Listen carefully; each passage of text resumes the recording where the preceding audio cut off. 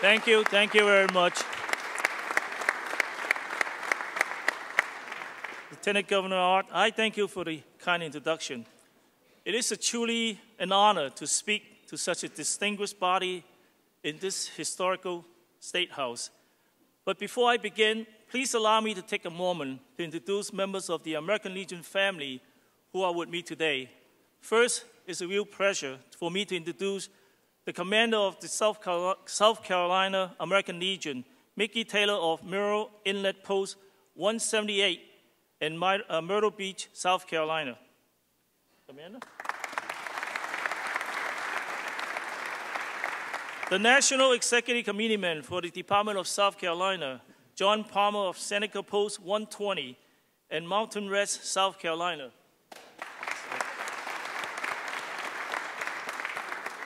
Our South Carolina Department Adjutant, Jimmy Hawk of Richland Post 6 in Irmo, South Carolina. He's there somewhere. My aide and fellow New Yorker, Doug Mullen. From the Bronx. Auxiliary Department of South Carolina President and Department Secretary, Louise Weinstedt from Columbia, South Carolina. Madam President. Auxiliary National Executive Committee woman, Betty McMorrow of Little River, South Carolina. I believe she was with us earlier. Okay. Alternate NEC woman, Brenda Collins of Greenville, South Carolina. Now she's, okay. We also have us, the director of the American Legion Rider of South Carolina, Wong Richardson from Chapter 193 Chapin, South Carolina. I believe. Okay. Also, it's my honor to introduce and recognize the Howard Metcalf as the Director, Governor's Office of Veterans Affairs. Mr. Metcalf is, sorry. I find out where about it. On behalf of the 2.4 million Legionnaires around the world and the nearly 200 Legion posts throughout the state of South Carolina, I want to thank you, each and every one of you, for what you do for our men and women who serve in our military and our veterans for past wars. I would also like to acknowledge the fine work of the two men designated today by the Department of South Carolina as the outstanding members of the legislature for 2012, State Senator Jay Knox and Representative Thomas E. Pope. We appreciate all you do on behalf of veterans. May I have the Senator and representatives here?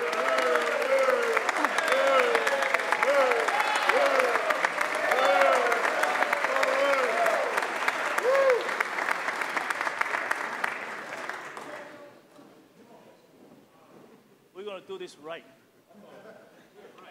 In front of your friends and peers. Senator Knox, on behalf of the American Legion, Department of South Carolina, I'd like to give you this plaque as a token of our appreciation of your contribution, your support to the veterans. Thank you, sir. Thank you. Appreciate it.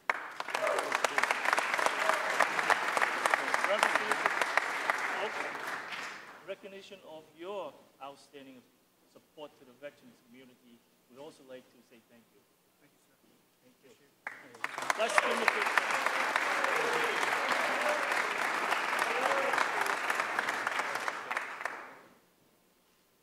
That's not money. Thank you very much. Appreciate it. Good as gold. Thank you. Ladies and gentlemen, South Carolina can truly be proud of its military tradition. While 9.3% of Americans can claim the title of veterans, 11.6% of the residents of South Carolina have earned that status.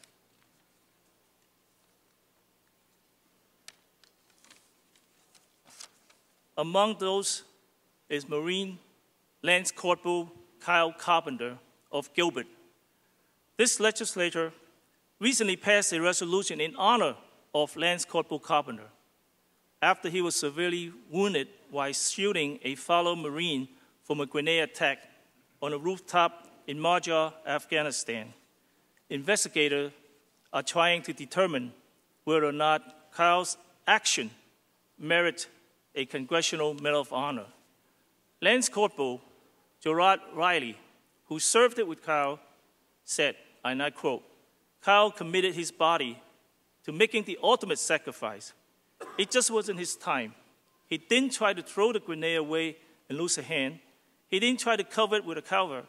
He covered that grenade just as he approached everything in life with everything he had," unquote. The Marine Corps Times reported that Lance Corporal Carpenter's injuries left him clinging to life and badly scarred. But he has battled back after at least 30 surgeries to serve as an inspiration for fellow Marines who admire his can-do spirit as he pushed through additional treatments at Walter Reed National Military Medical Center in Bethesda, Maryland. These young men and women who serve today are role models that continue to inspire us all. As a Vietnam War veteran who made a career of the U.S. Army, I have had the privilege of spending substantial time with veterans who have served in all the war eras since the last half of the 20th century. Regardless of when the veterans served, the sense of honor, duty, and country permeated throughout the ranks. When California Governor Ronald Reagan introduced returning POW John McCain at a speaking engagement in 1974, the future president asked, "Where do we find such men?" Well, he was speaking of many veterans when he answered, "We find them in our street, in the office, the shops, and the working place of a country, and on the farms."